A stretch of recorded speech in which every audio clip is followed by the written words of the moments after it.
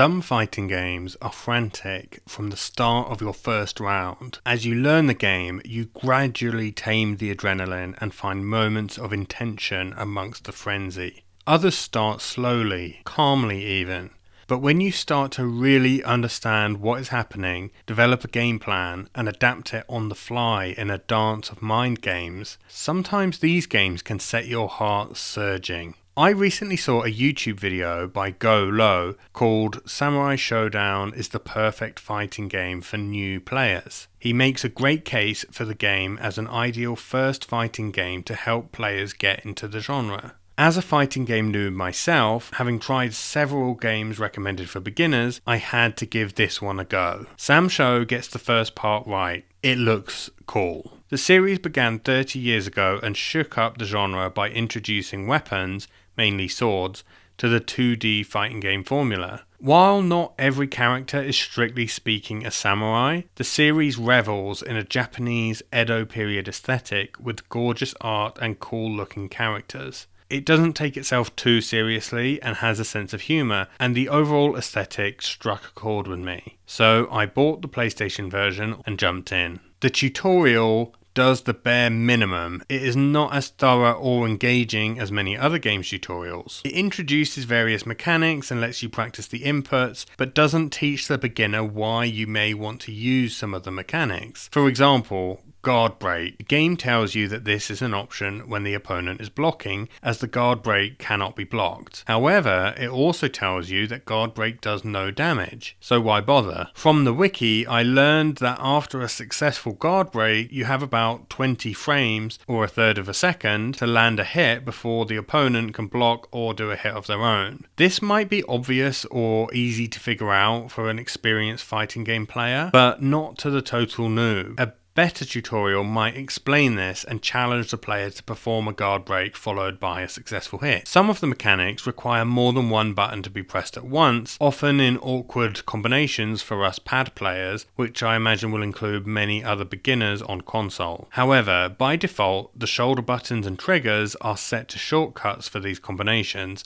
making them much easier to use. The tutorial doesn't mention this at all, and after finding a chart with these shoulder button shortcuts on the wiki, these mechanics suddenly became a lot more usable for me. It's a small thing, but for the absolute beginner, making that control option explicit in the tutorial could make a significant difference. What about the other aspect of fighting game controls that many beginners find intimidating? Motion inputs. SamSho does make use of these for special moves, and does not include a simplified input mode like Street Fighter VI's modern controls. However, I feel that SamSho is relatively forgiving of slightly imprecise inputs. It's not too difficult to get to the point of reliably executing a character's full moveset. And once you've learned these, you will be able to use that muscle memory in other fighting games too. Plus, since the normal moves in SamSho can do plenty of damage on their own, you won't feel helpless while in the process of getting to grips with the special move inputs. After the tutorial, Dojo mode caught my eye. It promises to learn your playstyle over time and allows you to play against ghosts, AI opponents trained on real humans matches. This sounds really cool and could add a lot of depth to the single player experience. Even if nobody's online, you could get the experience of playing against somebody else. You could try playing against your friend's ghost, or your own ghost, or maybe your favourite streamer or tournament player's ghost. There's an Iron Man mode that challenges you to play between 10 and 100 ghost opponents in a row. The experience of playing against arcade mode AI is usually very different to the experience of playing against another human in pretty much any fighting game. So if this mode works as it claims, it could be an amazing way to try the PvP experience without the pressure of facing actual humans when you're first starting out. Unfortunately, it doesn't work at all. The ghosts are worse than useless. They behave nothing like a real player and act in nonsense ways that is way worse than even the basic arcade mode AI. They often stand in one place spamming a move that has no hope of connecting. What's worse is that this has never worked and never been fixed.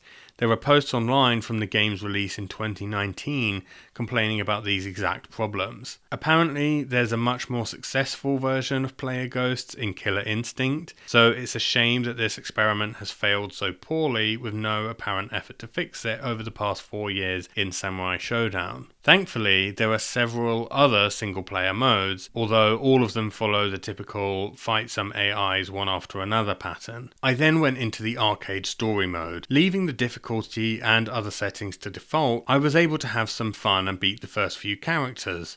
This is good. You have a way to enjoy playing the game and get to know the characters pretty much from the first moment you turn it on, even if you don't know what you're doing in a fighting game. After some more time in practice and the other single player modes, I decided to play through the whole story mode for my chosen character. The bulk of it provided a good balance for me as a beginner to the game. It presented a challenge, but one I was able to overcome using continues. Everything changed when I reached the boss. Shizuka hit me with a cornucopia of hard-hitting projectile attacks, and my own normally devastating blows seemed to barely take a pixel off her life bar. Thankfully, after landing a few hits, she would go into a stun mode, giving me an opportunity to get a few free attacks in. After maybe half a dozen tries, I started to get my head around her attacks and how to dodge them, and how to make the most of my own attacks when I got the chance to land some. I finally beat her in a round. Cue a cutscene that involves Shizuka banging a drum and showing a scary skeleton face before going into part 2 of the boss fight, beginning with a massive blast of damage on me right at the start of the round. I fought Shizuka again and again, drawing on all of my tiny amount of knowledge of the game's mechanics, honing my reactions to her telegraphed attacks, and again I was defeated, until finally, after 2 hours, I did it. Beating the boss after all that effort was a euphoric moment. My fists pumped the air and I danced around the room as if England had won the World Cup and I had scored the winning goal. Getting to this point had been frustrating, but it had included satisfying and motivating moments of improvement and progress. It forced me to get to grips with the controls, but it did more than that. The necessity of understanding the attacks I was facing and how to recognize them, react to them, and hit back was a small peek at what it means to play a fighting game beyond the surface level. I think this is the core of Samurai Shodown, figuring out how to hit and avoid getting hit. Unlike many other fighting games, this one does not particularly depend on your ability to follow up your hits with a combo and utilize the mechanics to extend the combo and do the most damage you can. In SamSho, you don't need a combo. A normal button like heavy slash can do serious damage on its own. This gives the noob space to learn some fundamental elements of fighting games in general without having to worry too much about combos. Combos can be an important and fun part of many fighting games, but they can also be a distraction. By removing that distraction, Samurai Shodown forces the player to get to grips with the other basics instead. These lessons will hold you in good stead when you move on to other games. That is not to say that the game is simple or lacks depth. The slower gameplay also gives your opponent more time to react to your actions and time to develop a strategy of their own. My limited understanding of high-level SamSho is that the mental battle can be intense and highly competitive. But for mind games, you need another person to play with. Maybe you have friends to play with in person, which is great, but either way, at some point you'll probably want to look online. I tried to match in the casual online mode and it instantly failed. Moving to the ranked mode, the few times I have played online, I have been able to match with an opponent within a few minutes of waiting.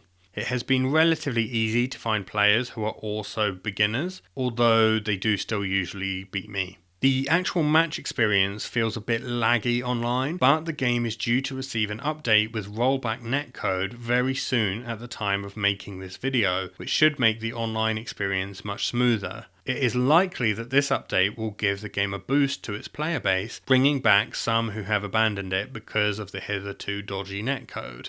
If the game appeals to you, this is probably the best time to jump on board and ride the wave of this update. However, unfortunately, there is not a huge active player base, and the rollback surge will likely die back down too. That might mean if you get into SamSho and want to consistently have people to play against online, you may find yourself turning to Discord for sparring partners. One thing to keep in mind if you do have friends interested in the game is that it doesn't have crossplay. If you're choosing between getting the game on a particular console or PC, keep in mind that the decision will determine who you can play against. Overall, Samurai Shodown is a pretty accessible and fun fighting game with plenty of depth to build towards. It's a shame that this release still has some rough edges that haven't been fixed after 4 years, but it's fantastic that it will finally be getting some smooth netcode any day now. Play what looks cool to you, play what your friends want to play together, or if you fancy a slow, satisfying weapon-based fighter, play Samurai Shodown. If you enjoyed this video, subscribe to the channel and check out my video about 6 fighting games that are recommended for beginners. And don't forget to check out Go Low and his many videos on fighting games and competitive Pokemon. I'd like to take a look at more fighting games through the lens of whether they're any good for beginners, so please let me know in the comments which game you'd like to see me tackle next.